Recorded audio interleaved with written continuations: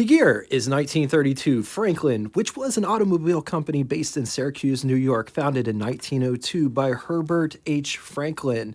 But it's important to note that the Franklin Automobile Company was an evolution of the H. Franklin Manufacturing Company, which goes back even further, being founded in 1893. The company specialized in machine die casting and producing small parts like gears and bearing caps. They would pivot to automotive production around 1904. Just like a lot of other companies starting out, cooling was done by air. Unlike other companies, most other companies would switch to a water-cooled system. Franklin was different in that regard. They would stay air-cooled throughout their whole life. Franklin Automobile Company only made air-cooled engines for their cars. Franklin made air-cooled 4s, 6s, and today's topic, the V12. Franklin making a V12 was a Hail Mary of sorts. Plus, it was Franklin's way to stay competitive with all of the other companies that were about to offer a V12. Another side note, there were two distinctive waves of V12s that happened in this country. The first wave of V12 happened in 1916 and lasted until the 20s. This is the second wave. Cadillac would lead, coming out with a V12 in 1931. Packard's second version of V12 would come out in 1933. Lincoln would come out with a V12 in 1932, as well as Auburn, Franklin, and Pierce Arrow, all in 1932. All of the companies mentioned built drastically different V12s from one another. Franklin's no exception.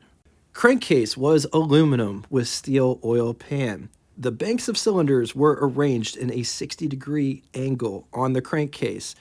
Crankshaft is fully counterbalanced, riding 7 main bearings for support and rigidity. Cylinders are all cast independently of nickel iron with integral cooling flanges. Cylinder heads are also aluminum, and they are also cast individually with cooling flanges. So think of the Franklin V12 as 12 individual cylinders that are all bolted together in one unit, because that's essentially what it is. Pistons are also made of an aluminum alloy with Invar steel struts. Piston rings are cast hardened and chromium plated. Connecting rods are the standard I-beam. 4 piston rings. Valves are located in the head and are automatically lubricated. Intake valves are 1 13/16. Exhaust valves are 1 5/8, with double springs used on each valve. Lubrication was achieved from a force-feed double gear pump, and it fed all of the main connecting rod and timing gear. Camshaft and generator are chain-driven. Cooling comes from a very large 15-inch cooling fan that was keyed to and ran off of the crankshaft. This engine featured supercharger, but the supercharger was a bit small and it did not work as it wasn't your typical supercharger. The Franklin engine used a supercharger which forced more mixture into each cylinder and distributed it more evenly, which resulted in more power. It had an air duct from cooling fan that helped push more air into the cylinders, like a supercharger, but it wasn't under huge pressure. Franklin's V12 was planned for 1931, but it wasn't ready until 1932 because of the auto industries and the consumer market in general. Just wasn't doing so great. Remember, 1932 is the height of the Great Depression. Overall displacement was 398 cubic inch displacement, air-cooled, supercharged, overhead valve, V12, 6.52 liters. It was good for 150 horsepower, around 3,100 RPM, estimated 260 pound-feet or 352 newton meters, around 1,500 RPM. With a bore of 3 1/4 inch and a stroke of 4 inches. Compression was 5-to-1. I get this comment a lot in the comments section, why compression ratios wasn't so good back then, and it came down to really crappy gas quality. This engine features 7 main bearings, which is huge, has a 10-quart oil capacity with oil filter. Unfortunately, this engine, nor the introduction of the supercharged 6 Airman, nor the new junior line Olympic was enough to save the company. Franklin would flounder in 1934 after building only somewhere between 150 to 200 V12 Franklins. All Franklin V12s are considered They're recognized as full classic by the Classic Car Club of America. It's important to note that Franklin Automobile Company went under, but they had two different companies by this point. They would still make aircraft engines, which was titled Franklin Air-Cooled Engines. Preston Tucker would buy that company in 1947 to power his car, the Tucker. But as they say, that is another story for another day.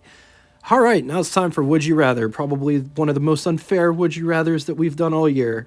And that could probably be said for a lot of them. But early to mid-30s luxury V12, which one would you rather have?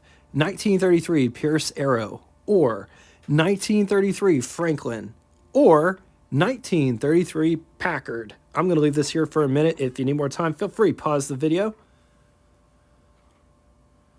On to the second scenario, 1933 Auburn V12, which was the cheapest V12 that you could get in this country, or the 1933 Franklin V12, or 1933 Cadillac V12. Once again, going to leave this here for a minute. If you need more time, feel free, pause the video. Also just noticed that all of these 12s have been covered on this channel. I think I'm going to go back through and do the Packard V12 again, though. Now it's time for Name That Tune. First person to get both the name of the band, song title, and the song lyric that comes next. First person to do all three will have their comment pinned to the top of the comment section. Out of all the reindeer, you know you're the mastermind.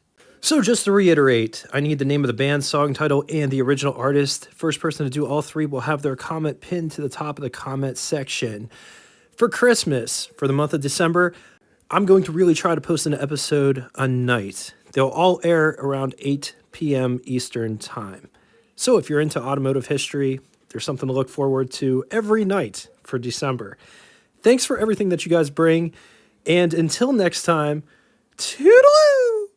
I found so many advertisement pieces and literature for this engine that there wasn't enough space to use all of it in the video.